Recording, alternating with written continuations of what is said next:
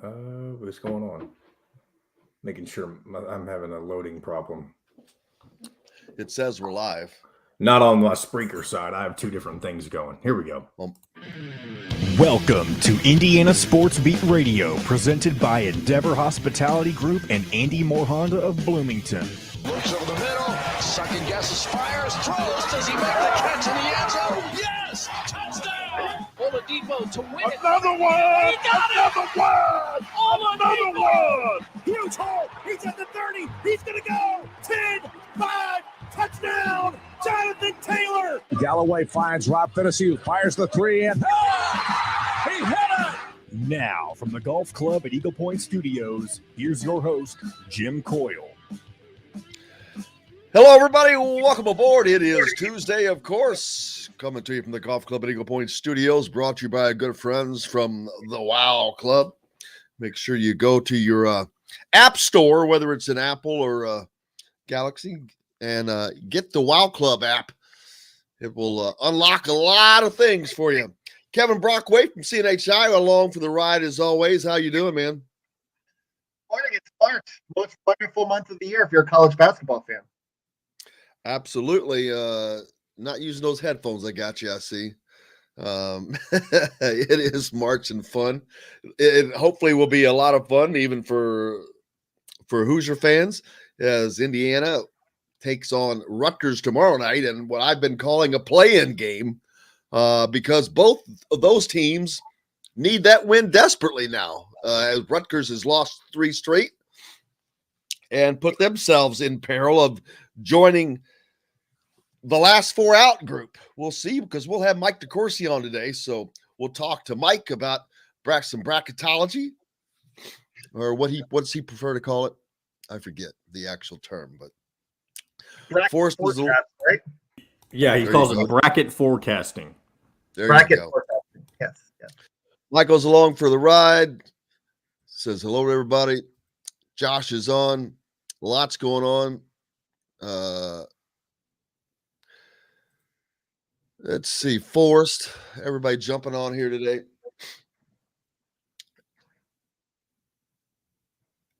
Izzo said it would be a farce to get rid of the handshake line. And then you got other people wanting to keep the handshake line. That was in regards to the Michigan thing.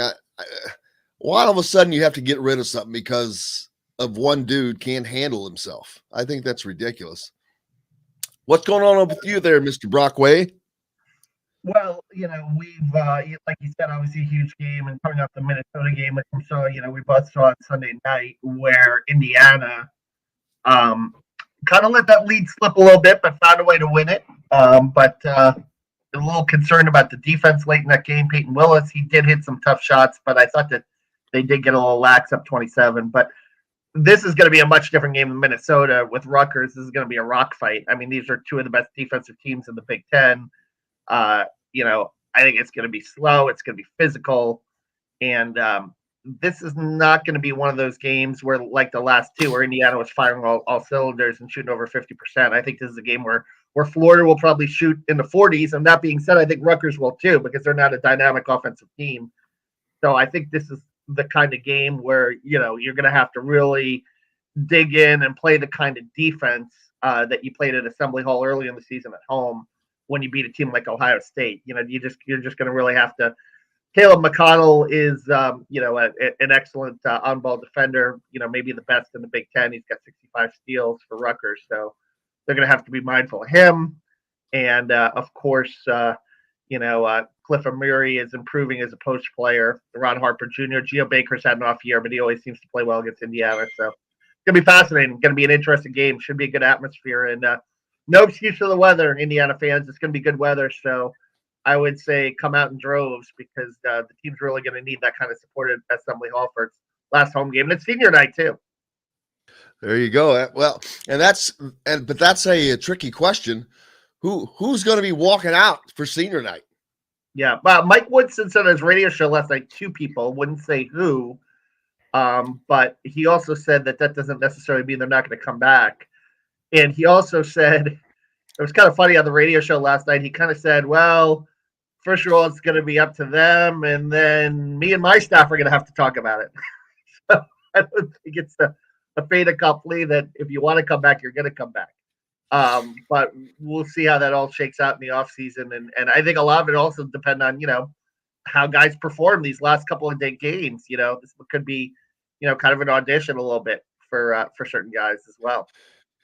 Yeah, because we know that Indiana's going to have to hit the transfer portal without question. It just, how much are they going to have to hit it? They will be losing Trace Jackson Davis most likely, and that is a spot that they have to fill, but they have to hit a home run there. I've been saying this because you've got Jalen Hutchefino coming in, CJ Gunn coming in. You could have Xavier Johnson for another year. And the other guys that are probably staying, but there's some that we don't know are staying or not. So Rob Finney's one of those guys. He's probably a guy that will walk out, to be honest with you. Because he's a senior. I don't know if he's coming back or not, but he's one of the guys. The only other one I'm thinking of is it Michael Durr?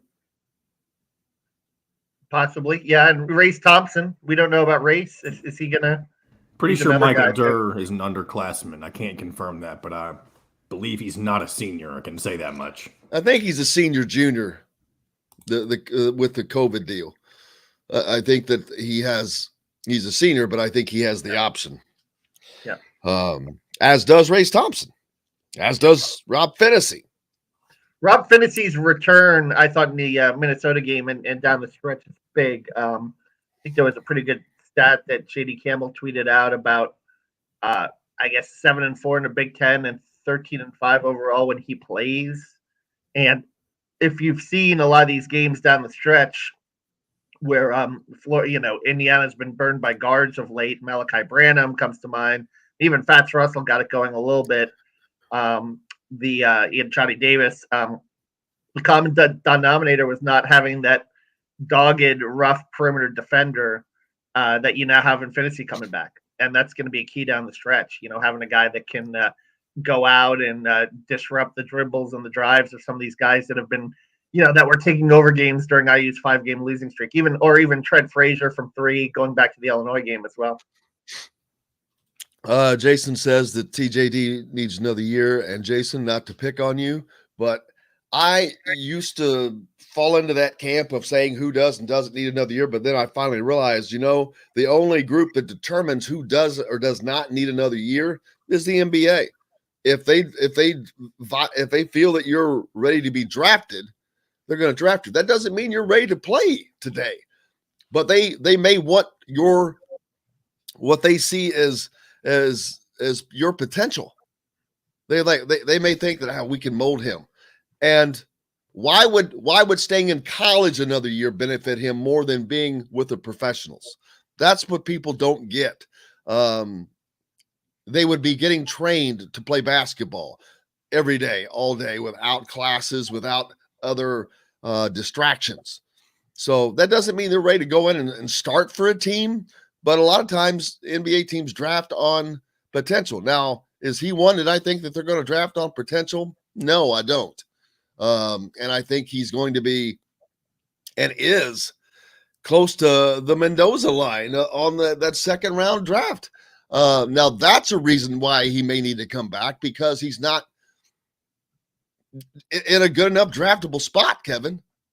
Yeah, well, the G League is always an option, but if you don't get the guaranteed money in the first round or the guaranteed 4 years, yeah, that's something that you got to think about too. Did you find it interesting last week when Trace said he was asked about his perimeter game, and he basically said, well, Coach Woodson wants me to be a back-to-the basket guy. Whereas what Woodson was saying, he doesn't have the confidence to shoot it. I mean, where is the truth there? Is it somewhere in between or what? I thought that was very interesting that we're kind of getting mixed messages on that, I'm curious about that. But we have not seen, obviously, Trace face up that much and shoot from the perimeter as much as I think we thought we were going to see going into the season, or what was talked about. I think that we all know he does not and has not developed that. And therefore, no, there is not. He doesn't have the confidence in it. So I don't think that anybody has the confidence in it. And I don't know why. I watch him during warm-ups. He can shoot the ball, but not being able to hit a 10-foot jump shot, that's bad because hell, that's nothing. That's less than a free throw. I mean, can you do it at game speed? There's a difference between doing it in warm-ups and doing it in game speed. I guess that's kind of, the whole thing, or even with a hand in your face a little bit, although he does tend to get open looks, but it's not there. It is shocking that at this stage that especially when that has been a knock, that he hasn't developed that. It's no different than the ability to go to his right. Every team knows he cannot go to his right. That if you're guarding him in the post, he may move that direction, but I promise you, he's coming back to the left. He's going to make one move and one move only, and that's going to be to the left. So it kind of amazes me that without that, he's still able to dominate some games like he does. He's finished with his right a little bit more this year, but yeah, I agree with you in terms of that's his strong side. He's seen a lot of doubles too. I mean, and that's opening things up. And Xavier Johnson now is finally hitting some open shots, and he's seeing the fruits of that with those back-to-back 24-point games. So, I think the Rutgers game will be interesting. Are they still going to dare Xavier Johnson to beat him? Is that still the game plan? Or do they put a little more attention on Xavier Johnson considering he's on a hot streak? At what they do. But Xavier really has been the key, these last two games. Could have made an argument for Big Ten Player of the Week with him. I mean, even the Ohio State game, even though he did have the 5 turnovers and maybe he also had 16 points in that game and went 10 for 10 from the line. So you're talking about a 3-game stretch where he averaged 21.6 and 6 assists. It's pretty good. How did we got to take a break, but how did Xavier Johnson not get Big Ten Player of the Week? There's just, his Keegan Murray averaged 21 and 8, which is very similar, and they had 2 wins. But I thought they played kind of weaker opponents because Nebraska was one of their games. And I'm trying to remember. He also had like 6 assists in these games to 1 turnover. It was just he had the bad turnover game against Ohio State. He had the bad turnover game, and that was part of the game. And they didn't get that win. Had they gotten that win, yeah. Well, we've got to take a break, but that's great because that means up next, Mike DeCourcy from the Sporting News, Fox and BTN will join us. Looking forward to that. And now that you guys are all getting on, special guest today. How about our good friend Maurice Creek, who is free from Ukraine? We're going to have him on today as well, so stick around. We've got lots coming to you here on Indiana Sports Beat Radio. Back with it. Brought to you by the Wow Club. Make sure you go to your app store, whether it's in Apple or Google, and find the Wow Club. That will open up all these restaurants in Bloomington, and you can earn points to places like Cabello, Southern Stone, all of the great restaurants that are going to be open. There's going to be Hank's. There's all kinds of them. But we're back with more Indiana Sports Beat Radio right after this. We'll be right back to the Golf Club at Eagle Point Studios for more Indiana Sports Beat Radio with Jim Coyle, presented by Endeavor Hospitality Group and Andy Moore Honda of Bloomington. Whether you're visiting Bloomington,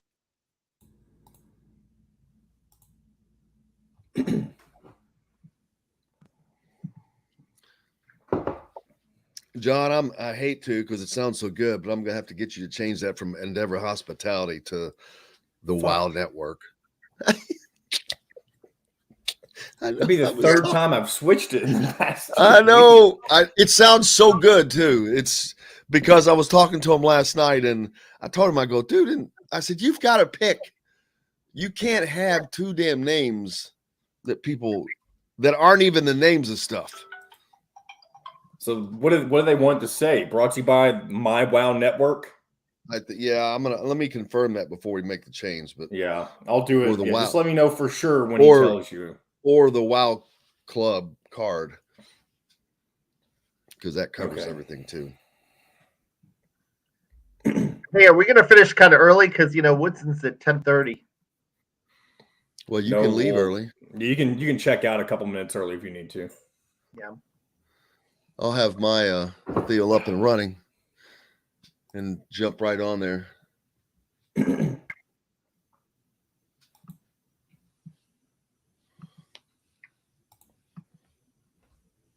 How about our buddy? He's out. He's free. Free falling. Oh, that'd be a great song. Yeah, So it's always one of those. Anytime y'all sing something, I'm like, well, can't play it. Why? Yes, you can. No, because here's the thing. Last time I did something a little risky, we got a copyright claim, so I'm not doing it again. Man, all right. We need to look up the rule. YouTube is it seems like every week they get more strict on it. That's why I don't play real music. I played those 15 seconds of that Juwan Howard thing the other day. We got a copyright claim because of that.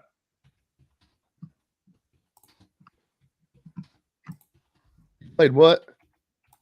The Juwan Howard clip that we played whenever with the yeah, but see, that's not music. That's not music. That's video.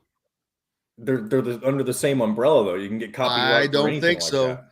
But you can guess, but I think that they're completely different. You're allowed so much time of a song. You're not allowed any time of a video. Well, if this ends up being a good show today, I don't want to ruin the monetization from it because we played. First of all, what the hell do you mean if? Well, I don't mean if it's a good show. I mean like if Maurice comes on like he's supposed to. It's not. It's going to be a great show with or without Maurice. What you talking about? Well, I know, but what I'm saying is you'll pull in different people who may not normally listen or watch either or. I'm effing with you. All right, here we go. Where you live, we should be. Ask for Indiana Sports Beat Radio. This segment is brought to you by Courtroom Sports Grill in Bedford. Now back to the Golf Club at Eagle Point Studios for more Indiana Sports Beat Radio with Jim Coyle, presented by Endeavor Hospitality Group and Andy Moore Honda of Bloomington.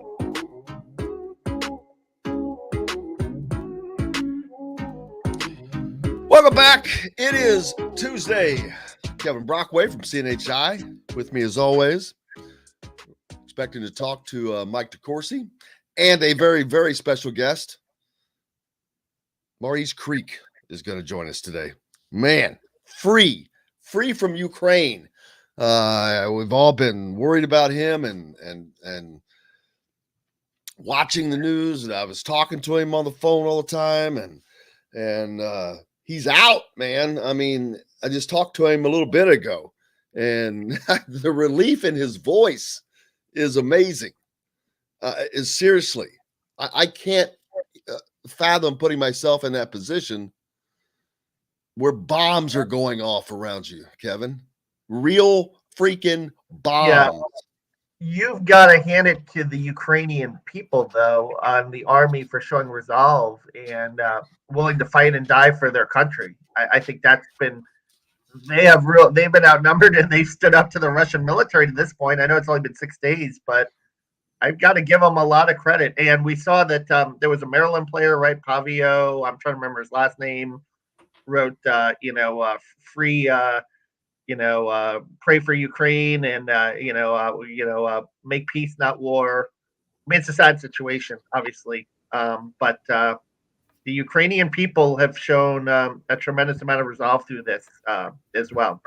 Speaking of Ukrainian people, Mike DeCourcy joins us right now. I'm just kidding.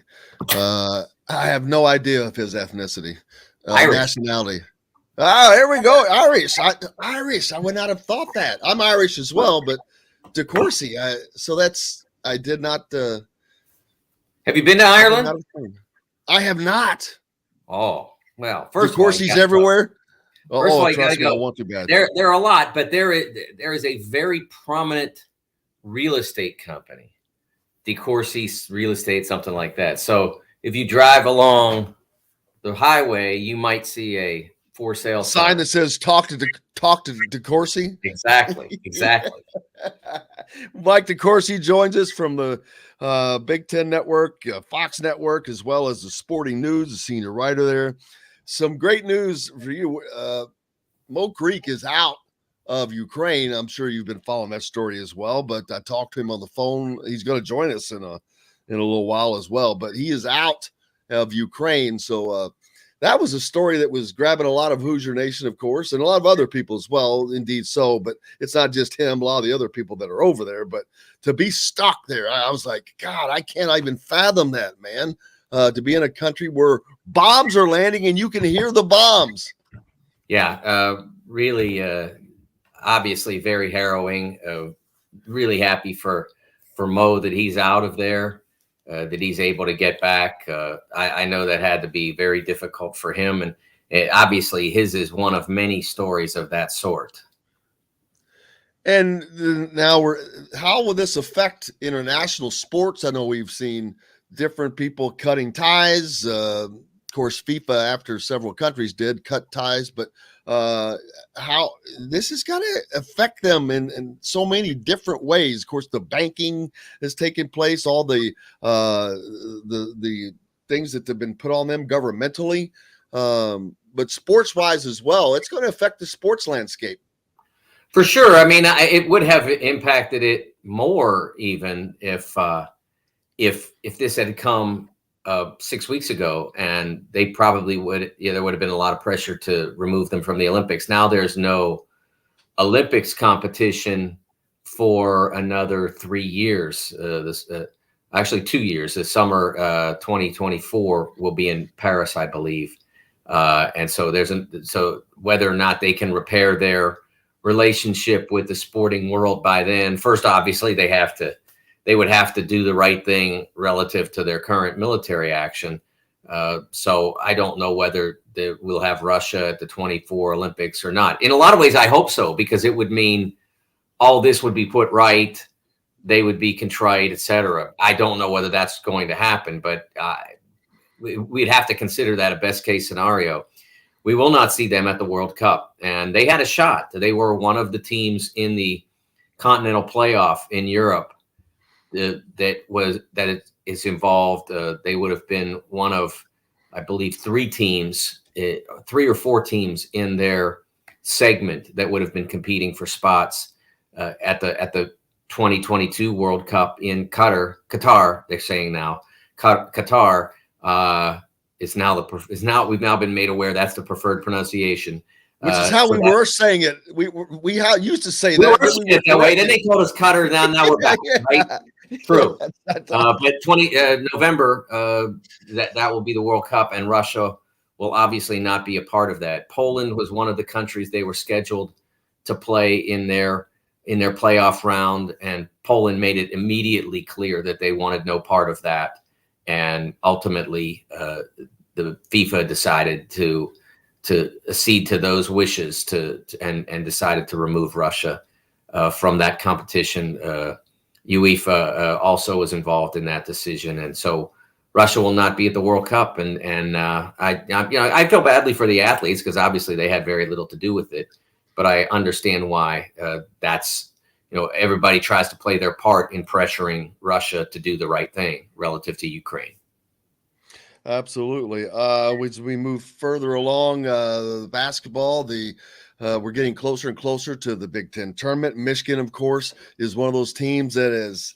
Are they on the outside looking in now, or yet? Or are they? I think they're still hanging on.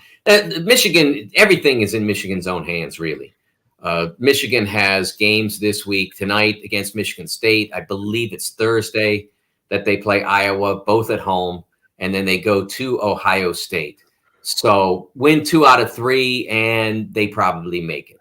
And win less than that, and they probably have to do something special, win a big game at the Big Ten tournament. Lots of big games to be had. That's one of the great things about being in this conference. One of the bad things about being in is there's lots of big games to be had. I mean, you got to play somebody good no matter where you turn. So I think that for a team in their circumstance, it adds the opportunities, and I think they need those. But it also it increases the possibility of defeat, which we saw on Sunday when they had to play Illinois at home and were beaten pretty handily. Where do you see Indiana at this point, Mike? Yeah, I think that they've made it back to the inside barely. I think Rutgers is the team of that triumvirate, so to speak, that's on the slight outside. Indiana's on the slight inside. They play each other tomorrow night. That'll say a lot. It's as close to being an elimination game as you can have in the regular season. Neither team is finished by losing that game because obviously Indiana would have huge opportunity against Purdue to erase a loss tomorrow night. And if they were to get that, I think they would be safely in to at least the first four. So you're not done. There are true elimination games in conference tournaments. Don't ever let anybody tell you, committee person or not, that doesn't happen. It happened for Indiana. Was that 18 or 19? Ohio State against Ohio 19, State. I think it was the Ohio State game. No question that was an elimination game in my mind. NC State played Clemson maybe in the same year, and it was an elimination game. So that can happen later. As long as there are opportunities to be had for you, no one can say you're out if you lose a game. Unless you're like Dayton, where they were in my first four for 2-3 brackets in a row, and they go out and lose to LaSalle. That's not an elimination game. That's a we blew it game. They're done now, except for conference tournament championship, because they added a bad loss to a huge collection of bad losses. Rutgers, for instance, if they beat Indiana, or are they safely in? Well, what if they went out and lost to Penn State? Penn State's beating good people. They can't throw another bad loss onto the pile. I'm not saying that would happen, but if it happened, Rutgers would have a hard time explaining that, so to speak. So I think that tomorrow night's game is enormous for both teams. And I honestly think in ways it's bigger for Rutgers because it would be a road win. It would be another quality win. It would be kind of like, what else do you want us to do? And it's bigger also because, as I said, there's no great gain for them against Penn State. There's only lose ground. If you get it, it's like, okay, that's what you're supposed to do. For Indiana, it's a huge, huge, huge game. But there is that, it's a heck of a mountain to climb, but it is available if they were able to beat Purdue on the weekend. Yeah, I think that this would be a bigger loss than a bigger win for Indiana. If they were to lose it, it would hurt them more than – I'm not going to say it would hurt them more than winning it helps them, but because it's a game that they have to win unless they're able to upset Purdue, I think, or do some serious damage in the Big Ten tournament. But if they were to lose this game, it's going to turn a lot of eyes away from them, and they're going to have to do some special stuff to draw them back. I've called this game a play-in game for a week. I said, this is a play-in game because Rutgers now, they've lost 3 straight. They're the Indiana of 2 weeks ago or 3 weeks ago. They were solidly in the tournament, and then they go on this losing dive, and now they're back. They're in no man's land, kind of where Indiana was several weeks ago. Kevin? Yeah, no question about it. Shifting gears here, Purdue, Wisconsin, big game tonight. Is Greg Gard a lock for Coach of the Year at this point, Big Ten Coach of the Year, or what are your thoughts? Yeah, I think he probably is. Especially because Illinois is not positioned to win the league. I think they can still get a share, obviously. I think that Brad Underwood's done a great job with a lot of injuries and the silly Kofi suspension and all that sort of thing.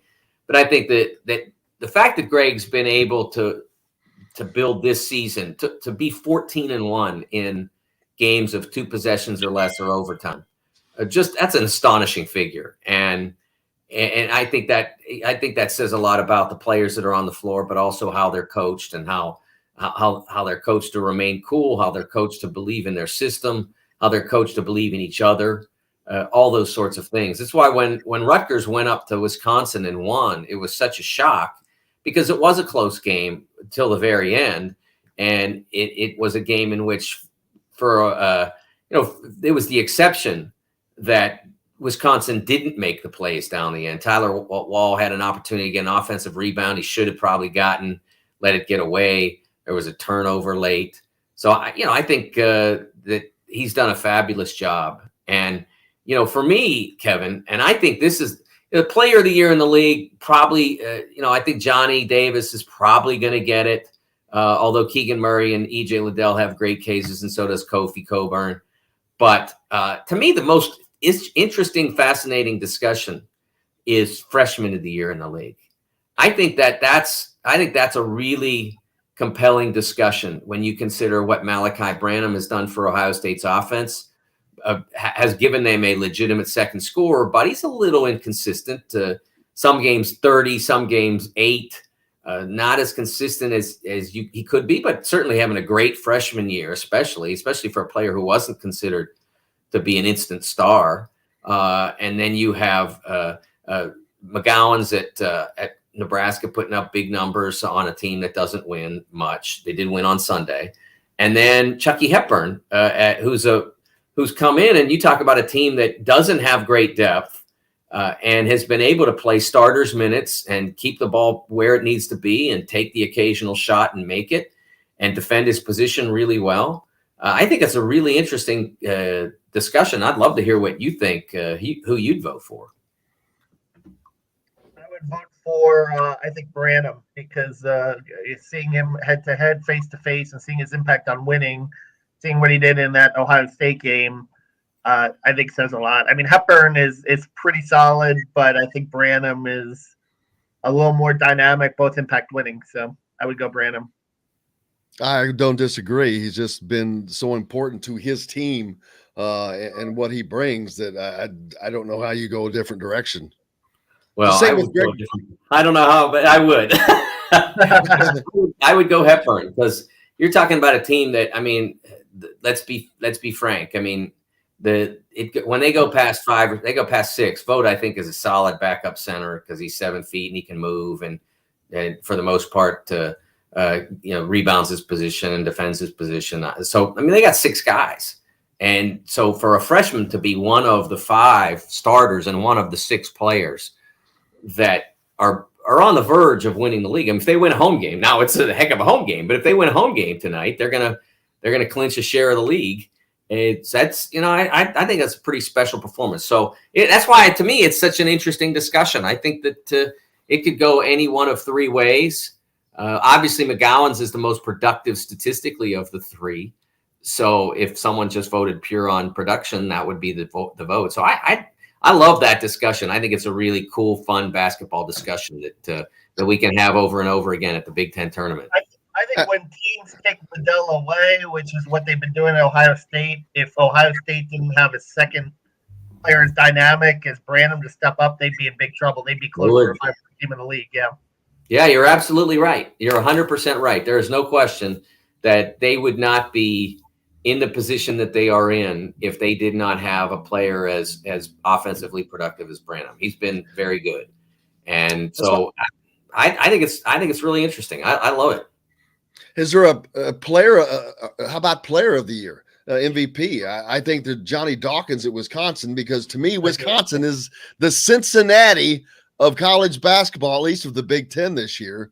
The fact that they have navigated this entire Big Ten season, and I've seen them, and I'm like, again, this is a team that it reminds me of the Cincinnati football game. Indiana had Wisconsin down 22, couldn't hold it. They should have then. They had every opportunity to beat them again at home at Assembly Hall. They couldn't get that job done. But I just look at Wisconsin as one of those teams that manages to win because they're a good team. I mean, they play so well together. They play their roles. They're not more talented than virtually any other team they play. They do have one guy that is probably as talented than anybody else has. But as a team collectively, that's how they beat you. Individually, they don't. Yeah, I think that they stay within their roles. They run what they run. Wall is a deceptively good player. I mean, he's not overly big and he's not overly dynamic, but he knows how to play. He's very skilled. He's a terrific shooter. Not necessarily a great deep shooter, but a terrific shooter on shots inside the arc. Really good finisher, passer, understands how to play and is in the right place. Stephen Crow, as a big man jump shooter that disorganizes the defense by forcing them to deal with him on the perimeter, is an effective player. Brad Davison, hot and cold a little bit as a shooter, but when he's on, he's devastating. and he's always an energy guy and a very good defender. So they've got 5 guys that can play, and one of them is a superstar. But they don't have significant depth, and that's where their problem is. When they sub, whatever leads the starters build, they struggle to hold them. So they constantly wind up in these close games. But when you put that starting unit back on the floor, they win. They're 14-1. That is the best. Bart Torvik, the terrific stats guy, he put it up on Twitter on Saturday. Wisconsin is 14-1 in games of 6 points or less. That's 2 possessions, or in overtime. 14-1, and that's the best record in that subsegment of games since 2008 for a high major team. 2008. I mean, we're talking about almost 15 years. And in addition, I found it very fascinating. A great quote. I mentioned this on Big Ten and Beyond on Saturday night that Jeff Petroikas got from Johnny Davis, where he was asked about that 14-1 record. And Johnny was like, I don't know if he knew the number at that point. He said, that was a pretty impressive number, but he said, it's not luck. There are analytics people who call that luck. And Johnny said, look, luck would be 50-50. We're 14-1. That's not luck. I really like that quote. I thought it was really on point. They win close games because they know how to win close games. They might, their luck is ball rims out now and then, or you get a bad call, and that happens. But when you go 14-1, that's a skill. And I will tell you, when people say that there's no such thing as clutch, okay, and there are math guys in sports who say there's no such thing as clutch. Have you ever stood over a 2-foot putt that you might break 40? If you've never broken 40, like me, or like, have you ever stood over a 2-foot, or if you happen to be one of those who gambles on golf, not me necessarily, because who would bet on my game? But you stand, like, I will choke on a putt like that. That's who, because that's who I am. But, Tiger Woods, he's not choking on that. That does, there's a difference. And I'm not comparing myself to Tiger Woods, but I know that there are athletes out there who get that in their head. Oh man, if I miss this shot, you see it on the free throw line all the time. That deep breath is like, he knows what this means. Yeah, that deep breath is saying, I got to relax. I know what it means. And that doesn't mean that every time the deep breath is taken that he's going to miss the shot, but he knows what it means. So there is such a thing as clutch. The guy or lady who can overcome that moment is clutch. The person like me who's going to let it get in their head is not. I think it's a great analogy, and I think it's exactly true. I'm sure IU fans were pulling their hair out when Miller Kopp, a 90-something% free throw shooter, misses the front end of a 1-and-1 with under a minute remaining. But that's your point, right? Sometimes people. I've seen it happen this year. It wasn't not just that time, and I'm not trying to pick on Anthony Leal. Had 2 free throws before the break, the Wisconsin game. A great shooter, missed both of them. I'm like, golly. So I understand. We got to take a quick break. We'll be back with more Mike DeCourcy from the Sporting News, Kevin Brockway, CNHI. Brought to you by our good folks at the Courtroom down in Bedford. Stop in. Great place to watch a game. We're back with more from the Golf Club at Eagle Point Studios right after this. We'll be right back to the Golf Club at Eagle Point Studios for more Indiana Sports Beat Radio with Jim Coyle, presented by Endeavor Hospitality Group and Andy Moore Honda of Bloomington. An Evansville tradition. Great analogy. Are you a golfer, Mike? I used to play more than I do now. My back's not the best for it, so it's pretty rare that I go out now. My stomach is not the best for it. I don't have any guts.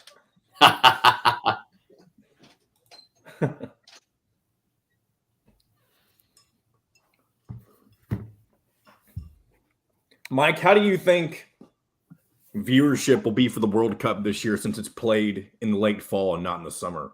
Yeah, it's going to be way down. It's right in the middle of football season. College, NFL, it's bad timing. I don't know what the time zones will be. I guess that we'll probably be in the afternoons, basically. I don't really know Qatar time. I assume it's similar to European time. I'm not the best geography when it comes to running the longitude of that. But so I assume that will be mornings and afternoons, and that hurts a little bit as well. But at least you're not competing with. Well, it depends on which day, I guess. At least you're not competing with nighttime football games at that point. Right.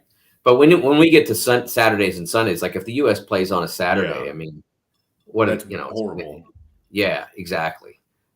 This is they should never have put this in Qatar. It was so ridiculous. And the reason they moved it to the time of year is because it's too hot in the summer. Right? Yeah, when the bid process, they said, "Oh, we're going to have these super cooled stadiums, so don't worry." And then as soon as they won, we forget about that. It was ridiculous. It was an absolute charade. I remember I was watching that, and Spain and England and Russia were among the competitors for 18. And when they pulled the envelope open for Russia, then I knew that the U.S. wasn't getting this one, that it was going to be Qatar, because there was no question that it was not, it was not a straight highway, let's say. As soon as Russia came out, you knew that this was not going to be the way it was supposed to go. And this is also the last year of the current format, right? It's going to switch when. Yeah, they're going to ruin it by keeping it to 48 teams. So it ruins qualification, the suspense. Hey, would it be nice to be able to get your feet up on the desk and know that the U.S. is going to make it right now? Sure, but isn't what sports about being that suspense, not knowing for the next month whether they're going to make it? That's what sports is. That's what makes NCAA tournament, baby. There you go. Yeah. He's in, who's not? Yeah. So yeah, it's a disappointment. Do you, Mike? Do you do the Jerome or no? The thing 15 about seconds. the conference tournament? I don't. I did it once. I don't have time to pay attention to it, so. All right, here we go. I'm agnostic. Come see us at the all-new Andy Moore Honda, now in Bloomington.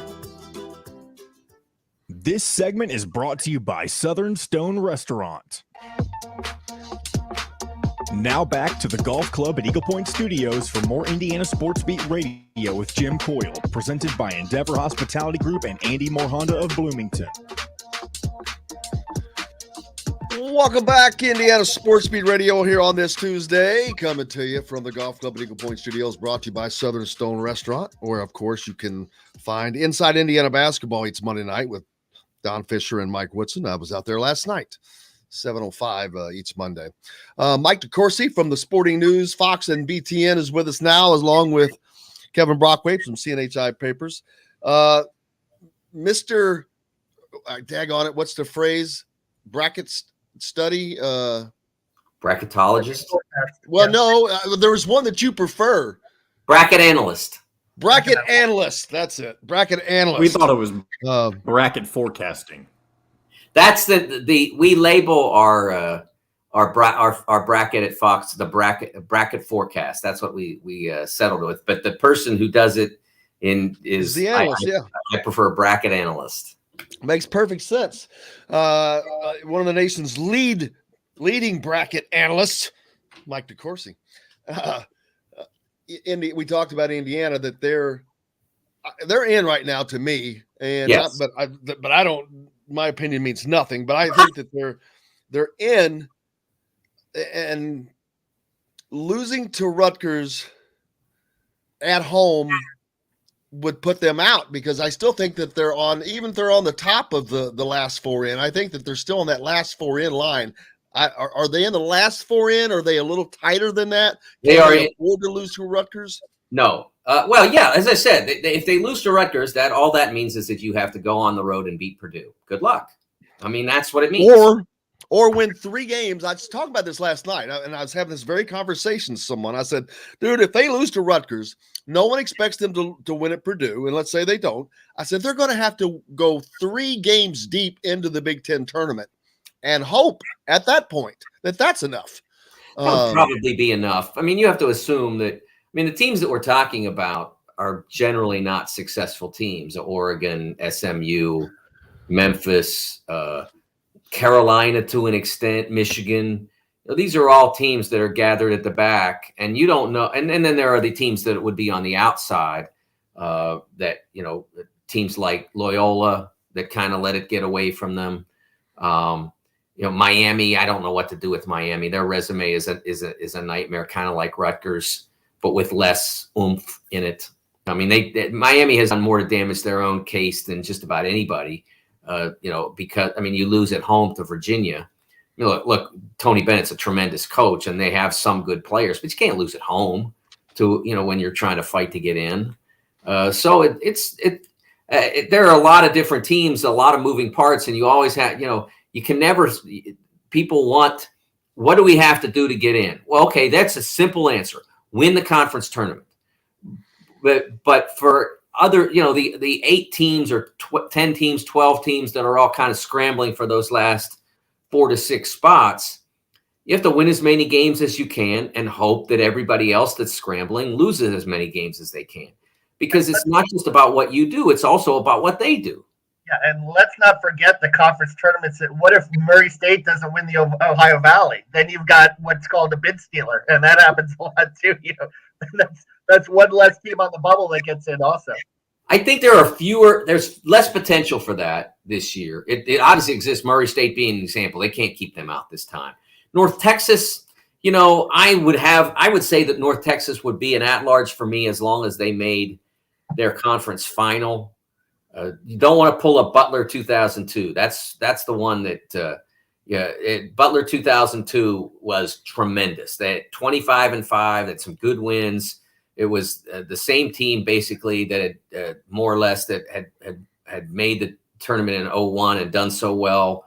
And they went out and they lost in the quarterfinals to Green Bay that year, which was, I think there were 8 teams in the Horizon League then, as hard as that is to believe now in the era of expansion. And so they was straight up 1 versus 8 and they lost. And I still thought they should have made it, but they didn't. And so you don't want to be one of those teams that would be in play for someone like North Texas. Don't think they'll do it, but I didn't think that Butler team would. And then the third team that is in play for a bid steal situation would be Davidson. Davidson is another team that I think at this point would be hard to keep out. And that's a realistic scenario because they've got Bonaventure, VCU, Dayton, Richmond. Those teams are all capable of winning the A-10 championship tournament and taking a bid. So there will be some of the teams that we're talking about. That's one of the reasons why there's no such thing as an automatic, is that you don't know how many bids are available. You think there's 36, but there might not be, for the reason that Kev mentioned. And then the bracket moving forward for the Big Ten, I noticed the thing something that sticks out to me, how different this tournament is going to be. The Big Ten has 5 ranked teams. They're going to get their teams in. I think that they end up getting 8 in.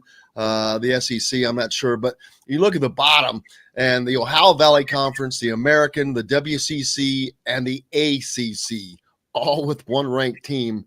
That is something we'll probably I guess you can't say never, but I can't imagine the fact that the ACC has been so down. But how is that going to change this tournament? We're used to Duke and North Carolina and Virginia and them being such a deep conference in this tournament. That's not the case this year. I mean, to me, that opens it up not for other conference members as much as other teams that maybe haven't gotten a chance before. Or does it? Yeah, I don't think it will. And again, part of it is because the achievement isn't there. I mean, Loyola was a team that was in that circumstance, but they have declined. I don't want to say self-destructive because they're still a successful team, but they have declined and plunged from a fairly safe spot to probably out of the question for an at-large. I think it's going to be hard for them to do that because the wins aren't available. The good wins aren't available in the league. And so I don't know whether they'd make it. I don't think it would be out of the question if they were to play in the conference championship and not win. I don't think it's out of the question they could get one, but I think they're very excludable based on past committee actions. And so I don't know that. I think those bids are going to be taken by the Big Ten, the Big 12, and the SEC to an extent, Big East. They'll vacuum up those. And the other thing you have to remember is that the ACC is really only right now down to 4 to 5 bids, depending on how you feel about Miami. I mean, Carolina at this stage is still going to make it. If they'd lost to Syracuse last night, it might have hurt them to get in, but they pulled it out at the end. It was really not a good basketball game. Neither team played well, but in the end, Carolina got the win they need. Wake is still safely in, so they'll still get those 3. Will all make it. Miami still might, so there'll still be an ACC flavor. It's just not going to last very long. Duke will be around more than likely, but I don't think the others are going to stay too long. Notre Dame being the other team that I didn't mention. Yeah, I enjoyed your Roy Williams column yesterday, by the way, Mike. Pretty interesting that he went on a little gambling trip, a casino trip to Southern Indiana. How about that? How about that? Yeah, I pulled it up. I haven't gotten to read that yet, but man, that's amazing. Where did he go? I didn't ask him which casino, but what happened was he was going to go. He has always acknowledged that he doesn't have a gambling problem, but he has an affection for going and standing around with his buddies and playing craps. He has for years. And back when we were really prudish about that stuff, there were a lot of sports writers who clucked about it. But I was never one. And that he was supposed to go to Vegas when Carolina played in the CBS Classic, the CBS Sports Classic in December. Ended up playing Kentucky. I think they're supposed to play Ohio State, if I remember right. I can't remember what the matchup's supposed to be, but Ohio State and UCLA both fouled out on COVID pauses, and so it ended up being Carolina versus Kentucky. But he couldn't go because his doctor said he'd had a knee replacement, and his doctor said 3 weeks after the knee replacement, too soon to travel like that and to stand around the craps table. And so he and his buddies rearranged, and they found the casino in Southern Indiana, and they went to the Louisville Carolina game instead. So that was that answers the question for me. And so that's he is enjoying his retirement, seeing all the little league games of his grandkids that he used to miss. His daughter's a dance teacher. He's now able to go watch their recitals and that sort of thing. So it's he's enjoying himself. He still goes to every game and tries to stay out of the way. And of course, Roy haters are still saying, yeah, but if he really cared, he wouldn't go to the games. It's like that's really nice. He's not supposed to go to the games because they might get caught on a camera shot sitting watching the game and applauding from time to time. There's always haters out there, man. We've was expecting a special guest today, and he's on. Somebody will just go ahead and bring him in, John. Maurice Creek joining us. Mo, how are you, my friend? I'm doing good. Man, there have been so many people just thinking about you, praying for you, and wanting your safety. And the news that you were getting out yesterday was the best news that everybody has heard in quite a while. But I know talking to you, I can hear it in your voice, the relief that you had. It was like a weight had been taken off of you. Yeah, definitely a weight taken off me. Once I hit Bucharest, Romania, I feel like I could relax and go about my day peacefully, not have to worry about the bombs or a gunshot or something like that, something that I've never experienced in my life before. So, it's crazy that now I'm at peace and I'm happy. I can imagine there's a lot of people that your family, I can't imagine what your family was going through, because I know how just people like myself that were thinking of you a lot. I can't imagine your family, what they were going through and how bad it was for them as well. Yeah, it was kind of crazy for them. Again, just something that we never been through before. So for us to have to experience that off of trying to play basketball, something that I came to do, and not have to worry about all the other tactics of it. But what I'm saying, it just happened to happen. It's not their fault, but it is their country. So now I'm stuck in it, but I didn't come here for that. It's just a tough feeling to have. So I know my mom is at peace now. I know my brothers are at peace. I know my whole family's at peace. My friends, everybody's at peace. And when I definitely touch down on in a couple of days, I know they'll be even more at peace. What was the scariest moment for you, Maurice? What was the scariest moment? What was the scariest moment? Yeah. It was, I think, Friday night, right? So for me, I was just sitting there, and you could just hear the bombs, and there's multiple bombs that's just going off. And at that point in time, I was supposed to be figuring out a way to get out, and it just happened to fall through, and I was just like, you know what, I just don't know, like, you know what I mean. I had to go into a bomb shelter. I had to go up. You know what I mean? It's just a lot that was going on, and I kind of lowered my faith after that, because it was like that. It was like a couple of things that just fell through for me. It just kept falling through. And I'm just like, you know what? I might be stuck here. And after I got a call from Eric, and he's like one of the guys for Project Dynamo. He was really great.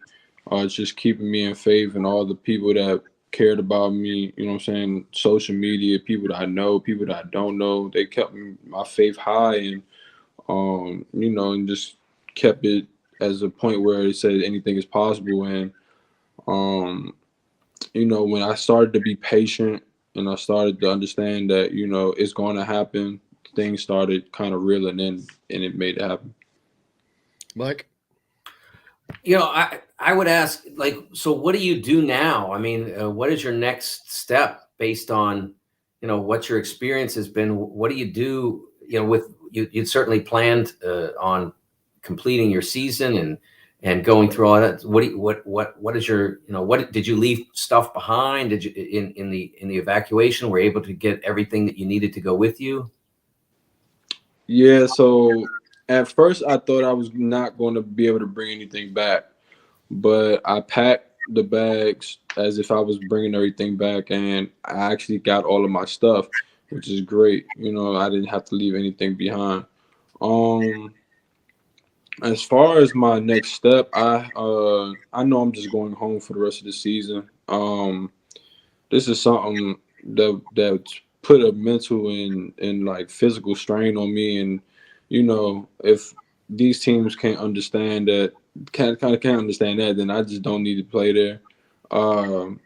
But having my mom cry every night, my dad worried sick, my brothers in different spots worried sick, my sister's worried sick. My sister calls me almost every day now, just to see what I'm doing and how I'm doing and stuff like that. My aunts, my uncles, everybody, and now even my friends, you know what I mean, and people that don't even know me are trying to feel about my whereabouts and stuff like that, because they don't want me. They don't want to see me go. You know what I mean? And you just don't never know.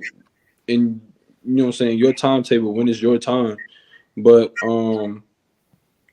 I'm happy that I had everybody, and everybody had my back. You know what I mean? They didn't waver. They didn't stop with everything they were doing. And like I said, it kept me in faith to get up out of Ukraine, and I'm glad I'm out. I know that you've obviously gone through a lot, but what does this for you moving forward? Having all these people, I can't imagine that the outpouring of love and the concern. What does that do to you going forward? Because you've always been a person of faith and a high character person, but this is just something that just adds to that, it seems. Yeah. Now that I've been through this type of situation, when I'm in another situation, I can just think about this and how I got through these type of times. You know what I mean? Anybody can use it. This just don't have to be for me. You know what I'm saying? You can see what I've been through. You see I got out.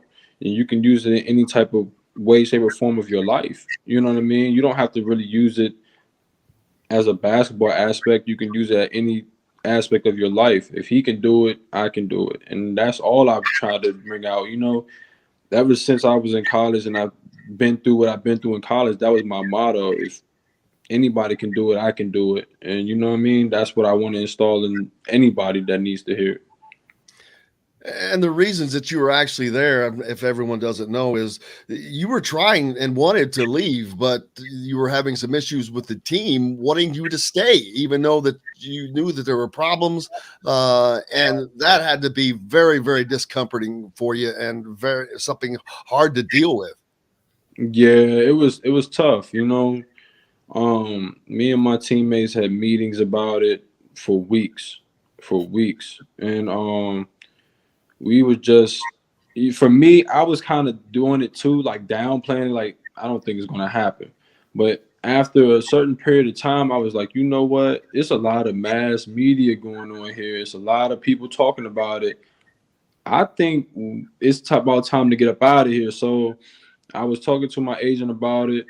A lot of the players had already left just off the strength. They basically was here for months. I had got there late December, so I didn't have no funds to just go out and travel and stuff like that because I help around the household at the house, and it's like for me, it's like I need to pay my bills and stuff like that. I can't just travel without anything. Then you got to worry about a hotel, food, everything else. And so when I was terminating the contract, I'm just expecting that the president of the team is going to give me the funds that he owed me, and I can maneuver off of that. And what ended up happening was he was like, he didn't want me to go. They need me for the team, basically. They don't feel like nothing's going to happen in Ukraine. What else? I've had multiple, even after that conversation that I had with the president and stuff like that, I had multiple conversations after that with like coaching staffs and stuff like that. And they were just really alliterating the same thing, but they understood. So when I told my agent, like, it's time to terminate the contract, I'm just expecting them to terminate the contract, give me my LOC, and go ahead and get to my other team with the money that they owe me. That's what I'm thinking. They turned it into a whole process of not trying to give me my LOC, not trying to give me the money they owe me. They was basically trying to say, like, we're going to hold your money and call it a buyout situation. Well, I already played 2 games for you, won you a couple of games that you have not won since in months. You know, you have not, this team hasn't won in months. I came in and then won 2 games for them, practicing every day, all that type of stuff. I was like, nah, we're going to have to figure something out because, you know what I mean? Like, that's kind of unfair on my part, and you just trying to kind of take over, and I think you're just trying to be messy because of that. You know what I mean? So it was a lot that went into it, but, you know, they gave me some money for it. They didn't give me all of it. It still wasn't enough to go travel or none of that. It just was a lot going on, and then I'm trying to think on the dime, and I really couldn't do that just off the strength of, I'm just like, man, they're going to put me in a bad situation, and it just ended up happening. Mike or Kevin? Well, there's been a lot of talk, watching on the news about just the courage of the Ukrainian people standing up to the Russian army. I don't know if you could speak to that or what you saw in terms of people on the streets, battling and so forth. And what have you learned about the Ukrainian people through this experience? They're very strong people. You know what I mean? Like, they're not going to go down without a fight. They're going to, represent their country very well when it comes to this type of stuff. And I watched it at hand. Like, I'd be rolling past people, and me and my coach, when I was trying to get across the border, we drove by, it's troops on the bridge. They wasn't letting nobody on that bridge, you know what I mean, at one point. So they are definitely prepared for what's coming, and I don't want this to happen at all, but I don't think nobody does. But if it does, it's going to be a war because they're not just going to back down to nobody. Mike? When you when you got there, how long did it take you to realize that this was going to be, this kind of circumstance was a possibility? How long? When did it become apparent that getting out was going to be the best move? At first I wasn't thinking about it like that. So I had came like maybe December 24th, and we didn't have like a couple of meetings for like a couple of weeks, and I was going back and forth hesitant about it because when I played here, I played in Ukraine 3 years. So when I was in Kyiv in 2016, 2017, the border was bombed, but everything went back to normal in 2 weeks. So it was basically like, they shut everything down, but everything went back to normal. When I was playing with Promete a couple of years back, that's when COVID hit. You know what I mean? So they had to cancel the league.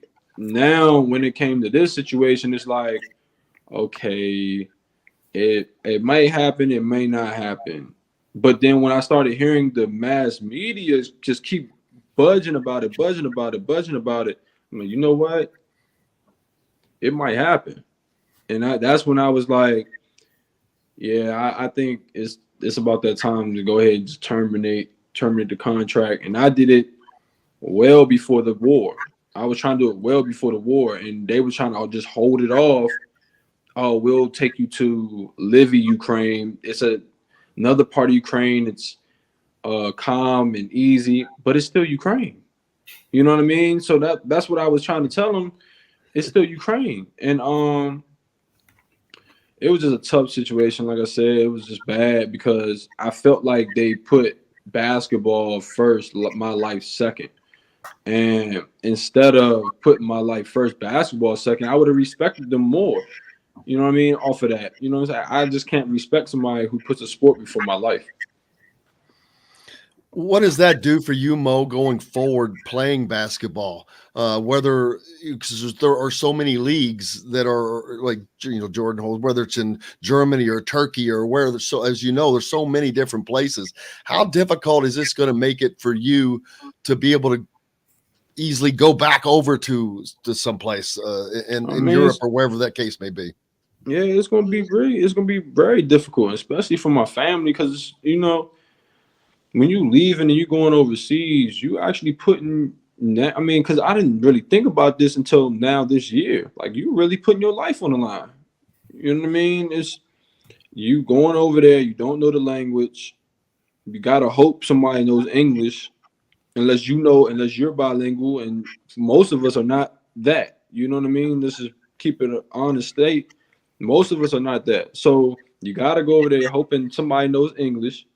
You got to go over there hoping and praying that these people are about your well-being first and not basketball first, your well-being second. And in most of the times, it's not like that. You know what I mean? So I'm not going to sit here and lie and say it's like this situation going to be easy. It's definitely going to be tough for me now that I've been through this type of situation. Kevin or Mike? Kevin? Yeah, Mo, I'm just curious about just kind of the next step for your basketball career. You're obviously going to take some time off, but what will you explore kind of after this, and how much longer do you want to play, and what are some of the other options for you overseas, you think, at this point? Well, I don't have really have the answers to that yet, because that's something I'm gonna have to think about with me and my family. Just because, like, I've been through it. I know how serious this type of situation is. I'm not going to sit here and say, like, everything is just going to be back to normal. It's always going to be something in the back of my mind that it hit me like, you know what, this can possibly happen. Or I'm really putting my life on the line every time I step over across seas.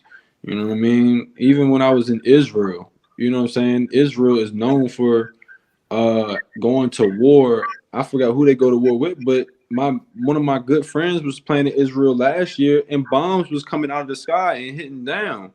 You know what I'm saying? He had the cameras for that. You know what I mean? So it's just like, yeah, some places may be better than others when it comes to the safety part of it, but we still going across the water as Americans. You know what I mean? So again, that's why I try to alliterate to all Americans. Like, you got to make sure these people are about your well-being first, because if you got somebody like how I had it, you know what I mean, and they thinking about the basketball aspect and not thinking about, oh, this really might happen, we really might go into war. Now I'm the one that's stuck, and now they have no plan. You know what I mean, to get me out. Now I gotta worry, put the faith in somebody else's hands to have a plan, and thank by the grace of God they had a plan. Mike, if you have anything. Yeah, all I'd say, Mo, is really happy for you that you're out, that you're safe, that you're coming back, and I'm, big fan of your game, and I know all you've been through as a player. So I'm really happy that everything's worked out for you. Couldn't be happier, and continued success and good health, and I'm sure your family's going to be really happy to put their arms around you in a few days. Thank you. And what does this do for you this year? And are you just going to take the entire rest of the year off and maybe do some camps? I know we talked about that possibility of getting back closer to just doing some stuff here at home. Yeah, I think this time I need to take it for my family. You know what I mean? There's just putting them through the stress of their son going into a war, and their brother, or you know what I mean, is going into a war. I think this is the time where I need to go back home and see everybody, love on everybody, let them know that, you know what I mean, I'm here now. You can go and easily rest, easily be at peace now with everything. So I'm not worried about playing this year. I don't know if I'll play next year. I have no clue. That's, like I said, that's something that me and my family are going to have to talk about, because I do love the game of basketball, but at the same time, I just did go through a life-death situation. You know what I mean? So we'll have to see. But I am definitely coming back to Bloomington in the summertime. I do want to do a basketball camp somehow, some way. I haven't been back in Indiana in years, and I think it's about that time that I come back and show my face in the city that I love. And the people, I know the people will be there to love on me, and I love the people as well. I know this. If you were to be able to get to a game at Assembly Hall, you would get the loudest ovation possibly that building has ever had right now, without question. But if anybody else doesn't have anything, Kevin, is that it? So, Mo, just some logistics. So you're in Romania now, is that right? Or where are you now? Yeah, I'm in Romania. I'm in Romania right now, Bucharest. Funny story, I played here last year, so I know every spot everywhere. I think I'm gonna go get me some good food. I'm gonna go to actually one of my favorite spots and grab me some great food. So what is that? Yeah. I was gonna ask you, what does that feel like to be able to go to one of your favorite spots? What was it like last night to get that first night's rest where you didn't have to worry, where you weren't up all night? You still may have been getting the phone calls, I know, but the rest, knowing that you don't have to worry about getting out anymore.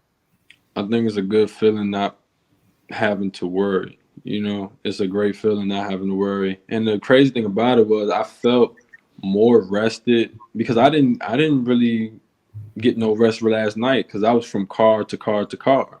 And when I got some sleep is when I was in my last car going into driving to Bucharest. That was a 5-hour drive, so I got a little nap out of that. But I felt so relieved and so rested after that. It doesn't, you know what I mean? Even I felt more rest in that car than I felt in my bed.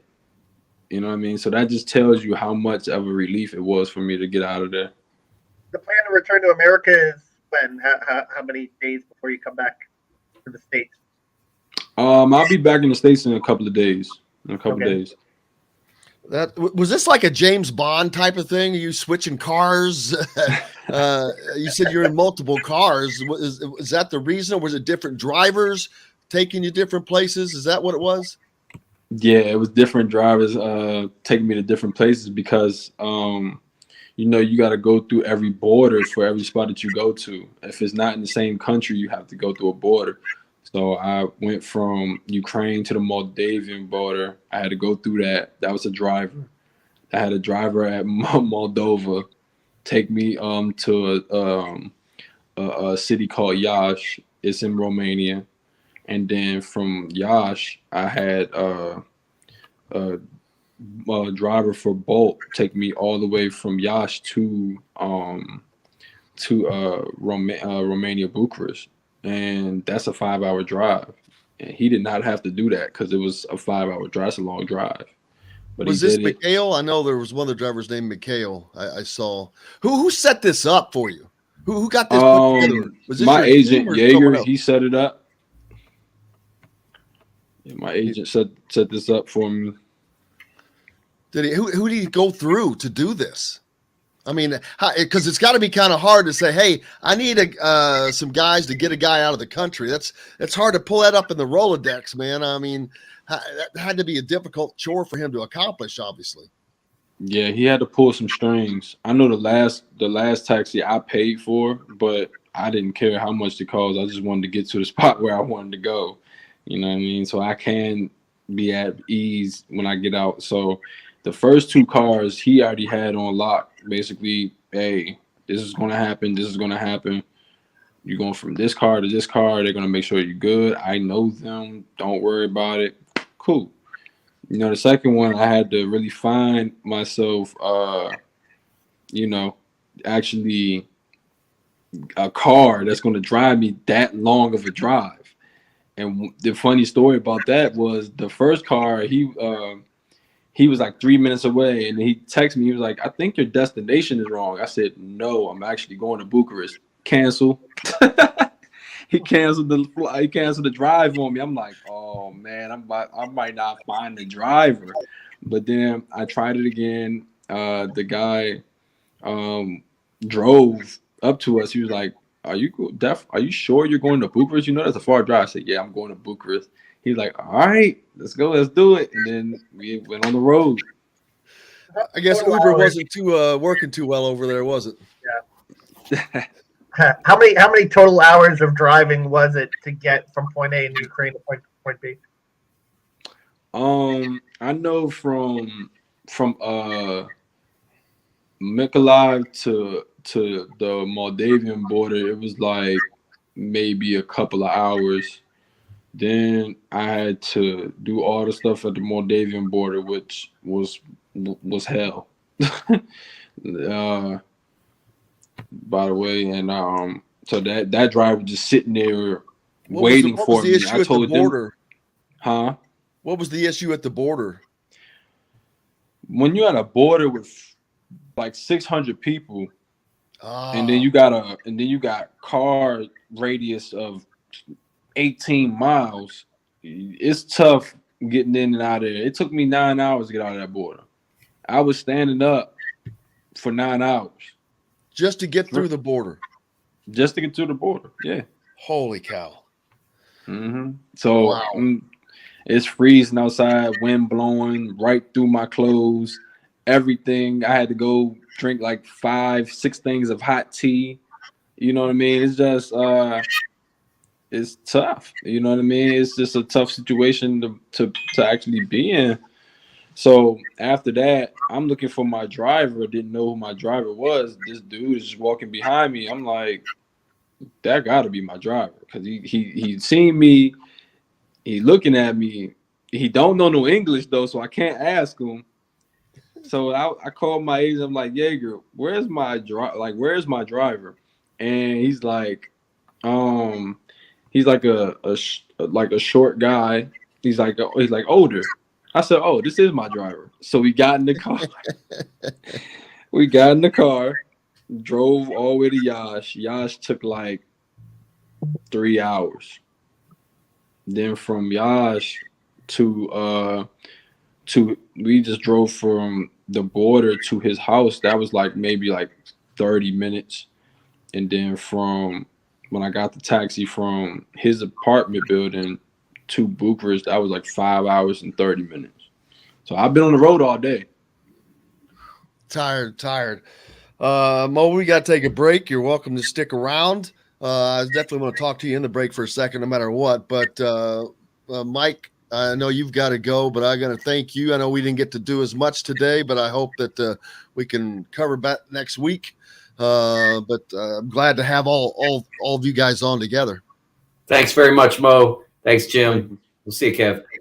See ya. Hey, we're back with more Indiana Sports Beat Radio right after this. We'll be right back to the Golf Club at Eagle Point Studios for more Indiana Sports Beat Radio with Jim Coyle, presented by Endeavor Hospitality Group and Andy Moore Honda of Bloomington. Andy Moore Honda. Yeah, Mo, man, I'm talking last night about getting you a camp set up. Well, I was like, man, Mo Creek is out. We gotta get him a camp set up. So I was talking with a guy about that, and he's all about it. So we'll get that done for you. The way I want to do it, I want to like really actually get stuff made for these guys to an point, like shirts or something. Where well, I got, this guy has his own shirt company. Yeah, like where I got my own Indiana like stuff, maybe my picture, maybe like a couple of pictures on there with my like jersey number on the side. I want to sign it for him. I want to take pictures for him. I want to. Well, this guy owns his shirt company, so boom. Oh yeah, for sure. If you must stick around, we can talk about that stuff too. Chronic is we can talk. Just FYI, he's in the room. Actually, I might have to go. I do have reservations for my Benny Hannas, and she's gonna kill me if I don't get there. You say Benny Hanna? Yeah. Oh my God, you're going to Benny Hanna's. I love it. Yeah. Oh my God, that is great to get out of Ukraine and be eating at Benny Hanna's. Yep. Chronic is on to say hi to, before we come back at least though, say hi to Mo Creek. Chronic Hoosier's on with us. Big Mo, how the hell you doing, brother? I'm doing better. Man, this is like the stuff of movies. It's crazy. I'm so glad to see you doing well though and safe. Thank you. I tell you what, you enjoy your Benihana's, and when you make it to Bloomington, hit me. Like we got Buffalo Louie's till you puke. My treat, man. I can't wait to see you back in town. I can't wait to see you back in the States, and I can't wait to see you back on the basketball floor, someplace safe, man. Man, appreciate it. Yeah, you're never buying a meal or a beer again, brother. Not in B-Town, you ain't. That's for damn sure. Probably not in the entire state of Indiana. How far out are we, John? Just over a minute. Oh, still a minute. All right. I want to just come back and then we'll say goodbye to you because I want to say the Benny Hanna's thing is pretty damn funny. That you were stuck in a effing bomb shelter days ago or in and out, and now you get to go to Benny Hanna's. It's awesome. I love it. Mo, how close did you get to actual Russians? Like, did you run into him? He heard him. Yeah, I heard him. Man, crazy. Mm-hmm. He heard the bombs. I mean, gee, I can't imagine that. Because you were south, man. You were south. And now they saying, and now that they the crazy part about it, I ain't even tell y'all this. The crazy part about this whole situation was that if I didn't leave that day, I was gonna be stuck there for months because now Russia is going crazy right now and they coming for up in my area. Hey Mo, I hate to cut you off, but we're coming back. If you want to share this, you can. Okay, we will. This segment is brought to you by Andy Moore Honda of Bloomington. Now back to the Golf Club at Eagle Point Studios for more Indiana Sports Beat Radio with Jim Coyle, presented by Endeavor Hospitality Group and Andy Moore Honda of Bloomington. Hey, welcome back to Indiana Sports Beat Radio on this Tuesday, brought to you by Andy Moore Honda of Bloomington. Bloomington's #1 Honda dealer, #1 for a reason. They've got the best deals. Joined now by Chronic Hoosier, and we're still lucky enough to have Maurice Creek for just a minute or so left. I just want to get a few more things. You were just telling us in the break that as bad as it had gotten, though, if you hadn't got to leave when you did, you're probably still there. Yeah, I think if I have not left that day, I would have probably been stuck there for some months because it just got bad. Like, Russia really is trying to do a number on them now. on Ukraine, and now I'm hearing that they got troops coming up by my area where I was just at, and you were in to make Mykolaiv, which is in southern Ukraine, right? Yeah, on the east, and the Black side. Sea is right there. And the Black Sea is right there, so I think that's where they trying to come up from, and right, it's crazy. And then I just leave it with this. When I was driving to go to the border, I hit the Moldavian border, and you had just gotten alerts that Odessa just got bombed. Well, I just drove through Odessa minutes before that. So, wow.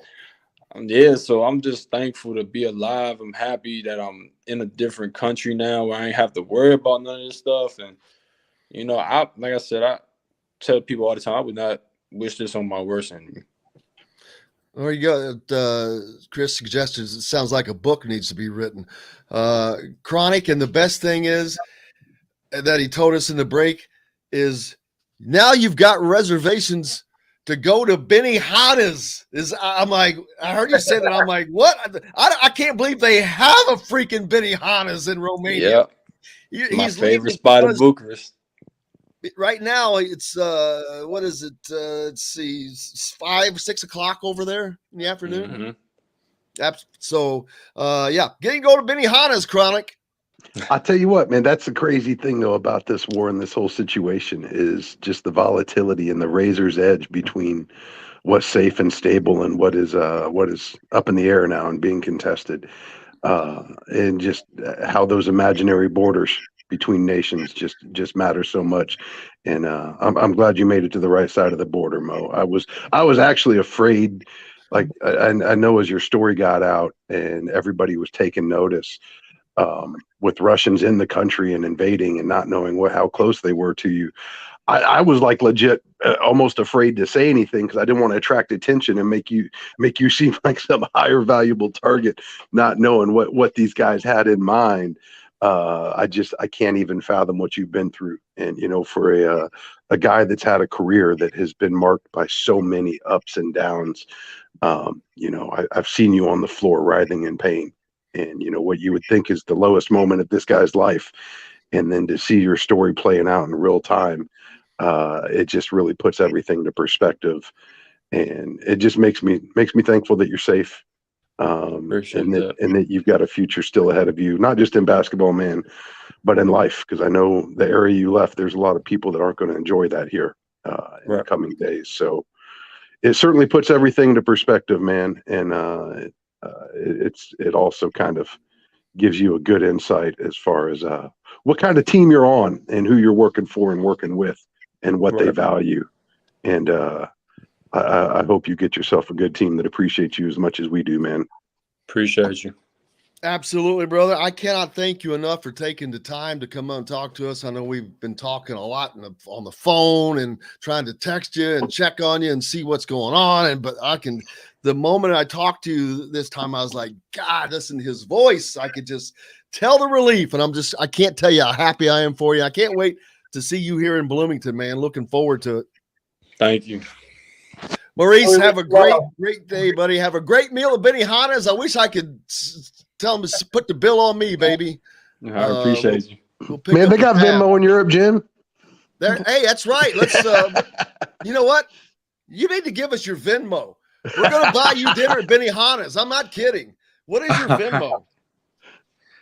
All right, now. What's your Venmo? I'll text it to you. Have him send it to you through text. Don't have him send it. You don't want that over the air, yeah. Why not? Yeah. He can have everybody Venmoing money. But I'll tell you what, man, I'm going to save it for when you're in person. We got Buffalo Louie's. Send it to Appreciate me.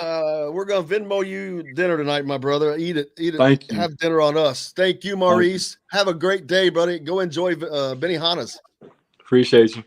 Be well, Mo. Thank you, man. Right. Maurice Creek joining us here on Indiana Sports Beat. Chronic Hoosier's with us now. Chronic, that was just special.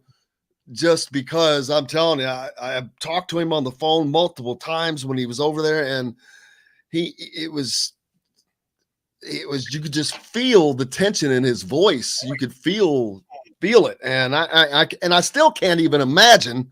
But it's awesome to see him out and free and safe. Yeah, it's great to see. It's messed up how he got put in the position that he was in, and I've seen a lot, especially in the basketball world over there. Seen a lot of stories real similar, where these guys are effectively being held hostage under their contracts, with danger just breathing down their neck, bearing down on them. And I recognize, there's a long history between these countries, and there was a lot of saber rattling. And a lot of aggressions over the years, and I understand how some people may not have fully weighted the threat this go around. But when the State Department is evacuating and telling everybody to get out, it's really unfortunate that these guys got put in that position. The proverbial rock and a hard place. Either you leave with nothing you came here for, or not even a piece of it, or you stick around and put yourself at risk. And that's an incredibly difficult situation those guys were in. And again, the timing, like you see the news and you hear most stories, just how crazy different this could have turned out if things didn't work out exactly the way they did when they did. It just remarkable, absolutely remarkable stuff. It puts a lot of stuff in perspective too, as we're sitting here talking about seeding and bubbles and all that other stuff, recognizing what so many millions of people are going through over there right now. Absolutely. And the thing that will never cease to crack me up is he's going to have dinner at Benihana's. I mean, I think of Benihana's and I think of the Wolf of Wall Street of him complaining that's how he got taken down by Benihana's, Kevin. But it's just when he said that, it just struck me. I'm like going, the man has just been through car rides and hours, and he stayed at 9 hours at a border to get across. And now he's going to eat at frickin' Benihana's. I'm like, well, it's just nuts. The world is crazy. But it's so fun. Indiana, Chronic, speaking of crazy, they've got another game tomorrow night against Rutgers that, to me, I've been saying for a week is a play-in game because of Rutgers, their situation. But Indiana needs to win that game at home, more than capable. But Rutgers is they've got an inside-out tandem of Ron Harper Jr. and Geo Baker that is pretty damn good. Yeah, that's this is March, man. Every game from this point on, the consequences are turned all the way up. It is a you talk about being in a tight position. Obviously at a different scale here, but this is it for Indiana. And obviously they've still got Purdue this weekend. I don't think the Hoosiers have any opportunity to leave that game to chance. They've got to lock this one up tomorrow night. And I never imagined that Rutgers would be the biggest game of the year for an Indiana basketball team. But here we are. And I'm not even sure that's still it. Like you guys were talking before Mo jumped on, there's still so many balls up in the air right now. End of the day, though, Indiana can focus on what they can control. And let's just win basketball games. They got 2 more left on the regular season schedule. They are a lock now for the Thursday games, I believe, in the Big Ten tournament, which is going to give them an opportunity to win. And I like the draw where they currently sit right now if the tournament were to start today. So the big thing is they've established some momentum. They got that 5-game losing streak behind them. They've got a couple dubs under their belt. They've got some really good guard play here. And I think that's going to be put to the test. And that's probably going to be the key. We've seen Indiana in the past where, Trace has feasted, Race has had his double-doubles, but subpar guard play just cost them games. Now you've seen Trace kind of dialing down his production a little bit, but everybody else able to step it up, particularly Xavier Johnson. I think Indiana is in debt to his play here, especially since coming back from his suspension. He's gotten really sharp, and he's proven to be a guard capable of winning Indiana basketball games after a lot of folks earlier in the season felt like he was losing Indiana games. And yeah, it's going to be a hell of a test. And I think that's the thing. He's always had the open shots, and now he's making them where he wasn't making them early in the season because teams are, pretty much sloughing down low so much on Trace and Race. And I think that's obviously been the huge difference of late. And does that continue against Rutgers, which is a dogged defensive team, or a team capable of covering the whole floor, maybe not, but I don't see Rutgers hitting the flurry of threes that Minnesota hit at the end of the game as well. I think I've said before, this is going to be more of a rock fight game in the 60s or maybe even the 50s than the last two games that were a different style. No, I think what's unique about this game too is Rutgers has a very similar profile to Indiana. They are considerably better on defense from an efficiency standpoint than they are on offense. The team that's going to rely on their defense in order to keep them within reach and give them a chance to win. Indiana's the same way. Obviously, we've seen that. Now, the thing that I think is going to be probably a deciding factor in this, when you look at the guard play in a tight game, just maximizing every single possession, Hoosiers going to have their hands full. Geo Baker, Ron Harper's back from his hand injury. These are guards that have no problem getting up in your space and really making you work for everything you do. So it's going to put a premium on taking care of the ball. And, I think Indiana benefited from great ball movement, good spacing in their last couple of games. So they're going to have to parlay that into another solid performance, the last performance at Assembly Hall this year, unless they fall into the NIT and we get some more games there. But that's a sad Assembly Hall I just assume not see ever again. Yeah, the offense has changed, and there's no doubt to me, it was a marked change that you could physically see on the court. When you see Miller Kopp, who has spent the majority of his time this entire season out on the perimeter and not coming inside hardly at all, but in these last two games, he has been in the paint and all around a ton. He's scored a lot more points of late. He's become a different option, and you wonder where has that been all year, but that's another question. But anyway, the offense has been a lot more intricate. More people have been contributing because of that, whatever changes they've made.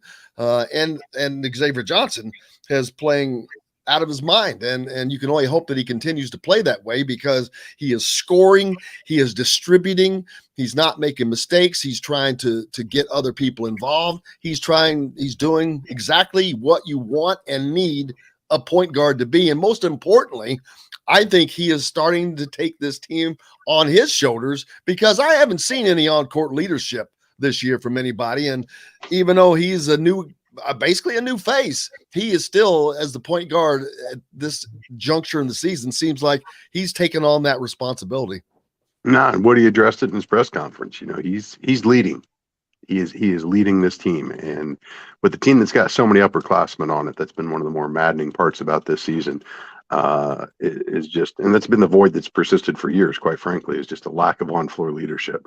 And at the end of the day, it's really hard to lead when you're failing your teammates through your plays. And they go hand in hand. And when he starts making winning plays, it makes it a whole lot easier to take leadership of the team. And this is it's one of those crazy things coming off that win. I still feel more good about it than I do bad. But watching that lead just evaporate in those final 8 minutes, you're reminded just how fragile this team situation is. As good as they can be, things can fall apart and the bottom can drop out just as quickly on them. So imperative that they hold it together, put together 40 good minutes of basketball. We are about at the finish line here, and we talked at the beginning of the year. Every season is a journey. This has certainly had its twists and turns, but at the end of the day, we said at the beginning of the season, everybody's goal was to get this journey to end in the NCAA tournament, and they have that within reach now with just a couple games left in the regular season. Big Ten tournament just around the corner. It's there for the taking if Indiana can put together some quality basketball here to finish the season. Absolutely. Chronic, can't thank you enough as always, man. Man, I'm still trying to process that whole thing with Mo. I'm glad you were able to get a hold of him, get him on. It's just good to see his face and hear his voice. You don't know it, man. I'm telling you, it was awesome. And it continues to amaze me too, especially for a guy that transferred out and didn't get a chance to finish up here. It just love seeing the love from Hoosier Nation for that kid, because a lot of guys worn that jersey. There are a few more special than Mo, though. Just a good dude, and glad he's in a good place right now. Absolutely. Look forward to him being back in Bloomington as well. Chronic Hoosier, can't thank you enough, man. We'll make sure that you know about it when he does. Hey, I can't wait to see that kid at Buffalo Louis. We'll see you in 1 week, my friend. I'll see you tomorrow night, brother. Go Hoosiers. There we go. That's right. We'll see him at Assembly Hall. Hey, Indiana Sports Speed back with more, brought to you by Andy Moore Honda Bloomington. Bloomington's #1 Honda dealer for a reason. Get more to your door with AndyMooreHonda.com. Back right after this. We'll be right back to the Golf Club at Eagle Point Studios for more Indiana Sports Beat Radio with Jim Coyle, presented by Endeavor Hospitality Group and Andy Moore Honda of Bloomington. Whether you're visiting Bloomington. All right. Have you done your Jerome picks yet, Jim? No, I got it. Does it start this week or next week? This week. The deadline is tomorrow, but I can tell you my picks if you want. We can discuss that a little bit. What's that? Yeah. What are you referring to? What's the Jerome pick? The Jerome, baby. The Jerome is awesome. You pick the winners of all 31 conference tournaments. I've never done that. That's cool. It's cool, yeah. It's a. So you can Jerome. Get jazzed up about the Northeast Conference tournament or the It's like when they do bowl game pick'ems. But that means I got to go in and start researching these conferences that I haven't followed, those little conferences that I haven't followed. Yeah. I'm like, damn. It's fun. That was awesome. Mo's out. That's good stuff. Hey, this is a random question, but it's because I'm putting together the clip descriptions. Is Ukraine a war-torn country right now, or is that an inaccurate description of Ukraine? It's a country that's being invaded, by Russia, yeah. Okay. I just didn't want to use that wording if that was... Yeah, because they're not war-torn because there's no civil war within the country. It's being... Yeah, they've been invaded. That's the better word for it. Okay. Invaded, yeah.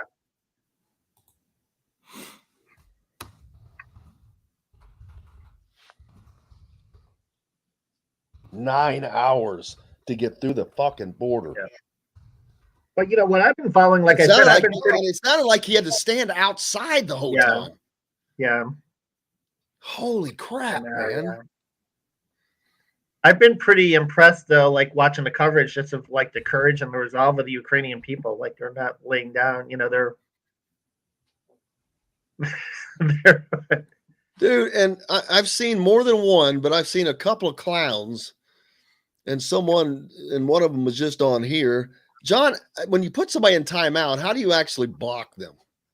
There's two ways. There's let me go to real quick. Because I put them in timeout, but there's two options. They're right next to each other. One says put you. I know, but I actually did the other. I don't know how to find where they even are. If they're not commenting anymore, then they can still be here. Well, they can't because I put them in timeout. I know. I'm trying to tell you. 5 minutes. I'm answering your question. Stop getting frustrated. Well, what I was trying to say is there a place to find it on the site? No, it's gone. I deleted the comments. The comments were deleted. That's not what I'm asking. Never mind. I'll tell you later. We'll talk afterward if we need to. Yeah, you're not listening to my question. You can redesign it and turn your unwanted jewelry into something you will wear and treasure for years to come. Brinker's Jewelers provides free evaluations, top prices, and immediate payment in a relaxed atmosphere. Visit our showroom today at the corner of Green River Road and the Lloyd Expressway. This segment is brought to you by Feast Market and Cellar. Now back to the Golf Club at Eagle Point Studios for more Indiana Sports Beat Radio with Jim Coyle, presented by Endeavor Hospitality Group and Andy Moore Honda of Bloomington. Welcome back, Indiana Sports Beat Radio, here on this Tuesday, brought to you by Feast Market and Cellar. Great wines, great cheeses, located actually right next door to Southern Stone Restaurant on Patterson and Rogers in Bloomington. So kill two birds with one stone. Kevin. Yeah, absolutely. Kevin Brockway from CNHI Papers with me. The schedule coming up tonight. Nebraska is at number 23, Ohio State. That's at 7 o'clock. Michigan State is at Michigan in a very important game for the Wolverines. That's at 8:30. Purdue is at Wisconsin tonight. There's a game to watch at 9 o'clock. Wisconsin wins, they clinched the Big Ten regular season. Yeah. I was going to say, that's basically, in essence, a Big Ten championship game. Yeah, pretty much, yeah. Rutgers, of course, at Indiana tomorrow night. Also tomorrow, Minnesota is at Maryland, and Penn State is at Illinois. So there's your upcoming Big Ten schedule. Yeah. The conference tournaments are starting, and some of them start this week, especially some of the smaller, lesser known conferences, because they don't get the attention. So they put theirs on this week, and instead of next week when everybody else is doing it. There's a tournament that basically goes through the media, right, Kevin? Yeah, a little contest and I introduced Jim to this because I've been doing it for about 14 or 15 years. It's called the Jerome, in name of Send It In Jerome Lane, the dunk in 1988. If you remember when he Bill Rafferty, the great call, and of course Raff is still doing his thing in his like Dickie V in his 80s, and he's still out there and doing a lot of Big Ten games and stuff. So it's really a lot of fun, and it's funny because when you send in your picks, there's a little picture of Bill Rafferty there, and stuff and everything. But Jim is still working. I submitted my picks last night for some of these smaller conferences. So I'll read them. I'll read them down for you. Yeah, America East, I've got Vermont. Atlantic Sun, a little bit of an upset. Scott Davenport and our good friends at Bellarmine. I decided to go for them in the A Sun, right? What? Really? Yeah. I think they're the 3 or the 4 seed in the tournament. So you get bonus points if you pick, outside of the top 4. Big South, I got Winthrop, Colonial Athletic, Towson, Horizon, Cleveland State. Of course, IU PFW is the 2 seed there. So that'll be interesting. Wagner College in the Northeast, Murray State in the Ohio Valley, and that tournament's going to be down in Evansville at the Ford Center. Patriot, I've got Colgate. Southern, I've got Samford University in not to be confused with Sanford and Son, a Birmingham-based team. Sanford, Alabama. Yes, Summit, Oral Roberts. I'm going with them again, the Sweet 16 darlings, because they still have Max Amos back. I think they're a 3 seed.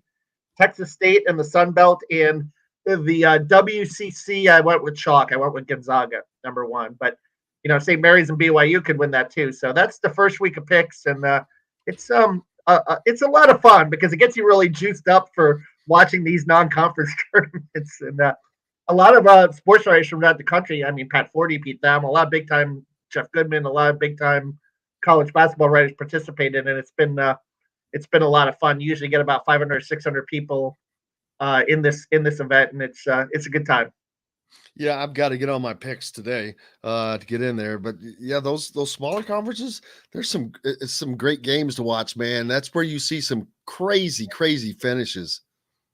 Oh yeah, no question. It's a good time, and it'll be fun with championship week. Getting back to some of the Big Ten games this week. Also, Jim, Tom Izzo can break Bob Knight's record for most wins in a Big Ten school tonight. He tied it against Purdue.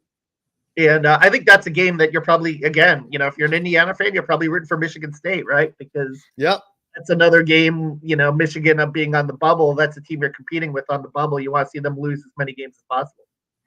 I mean, Michigan, if they lose to Michigan State, I mean, they're off the, I don't even know where they are right now. Yeah. But I find it, I'm hard pressed to see that they're even in. If Indiana's the last 4 out, Michigan's got to be one stop behind them. I know that they're actually above Indiana in the Big Ten standings, 1 spot, but that's half a game. That's just because a game that changes tonight. They could they'll probably be tied with Indiana, but their overall record is not nearly as good. They're a 15-12. They've already got 12 losses. If they lose to Michigan State tonight, that puts them at 13 losses. I just think that they're in. You're just in greater peril. You're probably, if you're an Indiana fan, you're probably rooting for Notre Dame too, because that's your best non-conference win, and that moved up to a quad 1 because they're in the top 40 now in the net. So you want them to stay there for sure. And again, the bid stealers, you want Murray State to win the Ohio Valley probably too. I mean, these are all things that are going to come into play, but you got to take care of your own business. That cost Indiana a couple of years ago, I think, the bid stealers.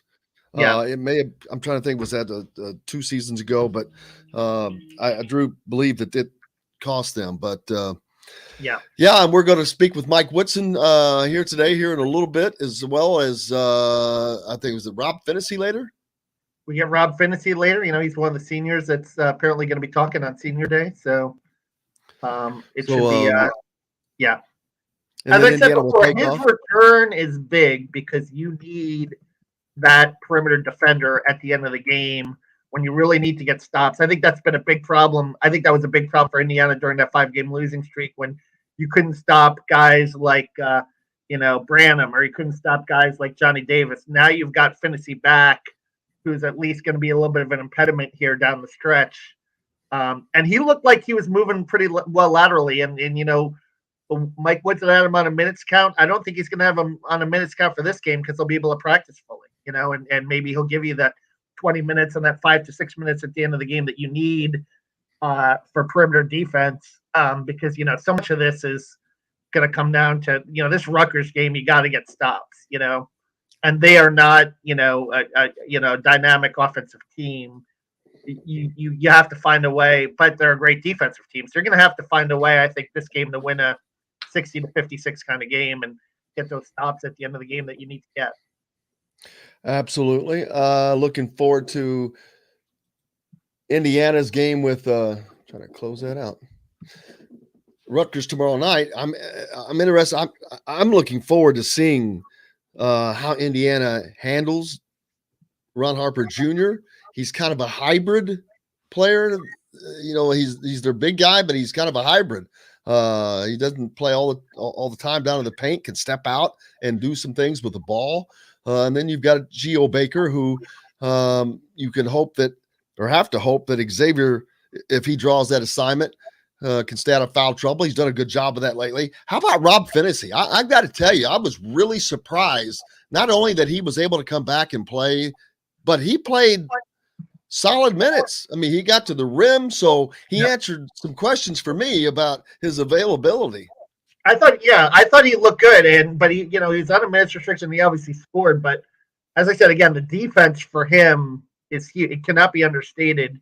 He is Indiana's best perimeter defender, and that's been a weak. Their defense has been weaker without him, particularly on the perimeter and guarding guards, and you need that from him.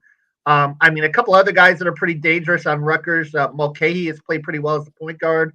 Cliff Omamuri has been better in the post, and he's going to be tough for Trace. He's another big, long center that Trace is going to have to deal with. And Caleb McConnell leading the Big Ten in steals. Indiana's going to have to take care of the ball. That's going to be really important because they can Rutgers can be really disruptive, and they can swipe a few steals on you. And he's a shutdown guy. I would not be surprised to see him out on the perimeter on Xavier Johnson a little bit, and then he's going to also be guarding Race Thompson a little bit down low too. So, I want to mention this. Hey, beer sales coming at the IU baseball and softball, and of course, it's already at football. No mention on basketball yet. Yeah, I think with Assembly Hall and the way it's laid out, it's so cramped, right? And you have alcohol, and that could be a little dangerous, I think. Yeah, because there's not a lot of exits. You're not gonna. What are you gonna have? Beer guys going up and down? Hey, get your beer here. Hey, ho, get your beer here. Ho, cold beer. But they're missing the boat, man. That is. Let's be honest. It's a revenue generator. Yeah, beer sales at an Indiana-Purdue game, though, with, it already being heated. I don't, I just wonder. Then you have to say that about every team in America that sells beer. They all have their rivals. Some places have worse fans that are, goofy. So if you can't handle the alcohol, that's ridiculous. They're selling it at football. They're selling it, which I know baseball and softball are small events, which are not big crowds, but you got to get to it. Yeah. Well, look, I got to run because I got to get on the Woodson Zoom, but as always, a pleasure to be on, and looking forward to good having you. Yep. Kevin Brockway. We'll see him again next week. As always, big thanks to him for joining us. And as soon as we're over, I've got to get off as well, but we're getting close. John, how much time we got? We still have another minute and a half, looks like, right? Yeah, you can go a minute because the new outro actually takes up about 30 seconds. So. Oh, well, listen to you.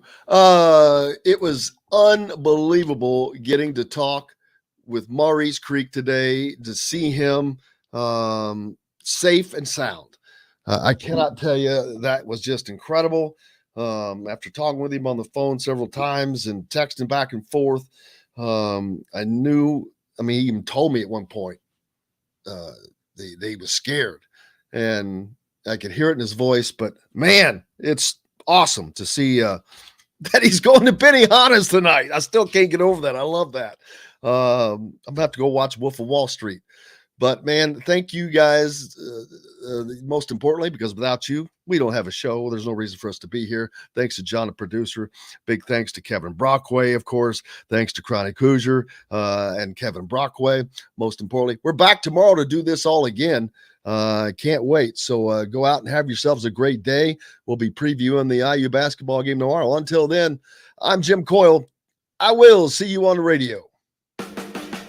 Thanks for listening to Indiana Sports Beat Radio. Be sure to subscribe to our YouTube page for more clips and team coverage of Indiana basketball, football, and more. You can also find full episodes and tons of other content on thehoosier.com. We'll see you next time for another edition of Indiana Sports Beat Radio.